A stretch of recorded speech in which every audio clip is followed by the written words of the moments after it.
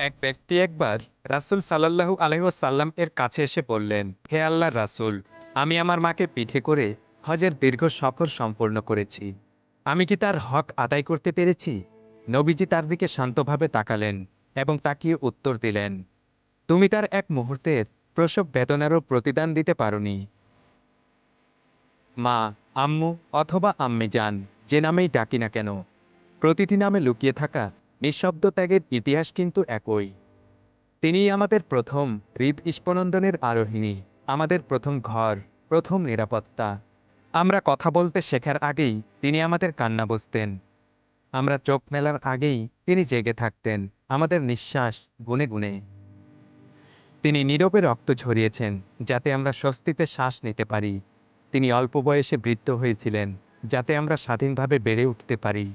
তার বাহু ছিল রহমতের প্রথম আবরণ, তার প্রার্থনায় প্রথম বাতাস, যা আমাদের নাম আকাশে নিয়ে যায়।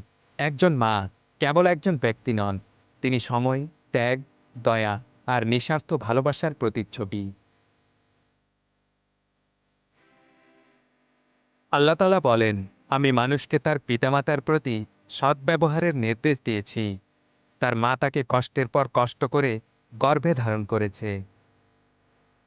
আপনি শুনলে অবাক হবেন, আরবিতে গর্ভকে রহম বলা হয়। আর আরেকটি শব্দ রহমা, যার অর্থ মায়া ও করুণা। রাসূলুল্লাহ সাল্লাল্লাহু আলাইহি ওয়াসাল্লাম বলেছেন, যদি পৃথিবীতে আল্লাহর রহমত খুঁজে পেতে চাও, তবে নিজের মায়ের দিকে তাকাও। এক সাহাবী জিজ্ঞেস করলেন, আমার সদ্ব্যবহারের সবচেয়ে বেশি হকদার কে? রাসূল সাল্লাল্লাহু আলাইহি ওয়াসাল্লাম বললেন, তোমার মা। আবার বললেন, তোমার মা। তৃতীয়বার বললেন, তোমার মা। তারপর বললেন, তোমার বাবা।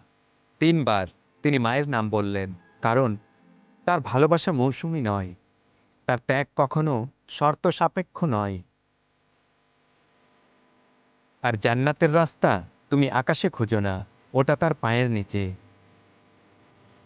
জান্নাত মায়েদের পায়ের নিচে।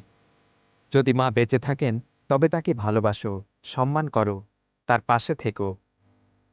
তার সাথে কথা বলো নরম ভাষায়, যেন স্বরটাই হয় দোয়া।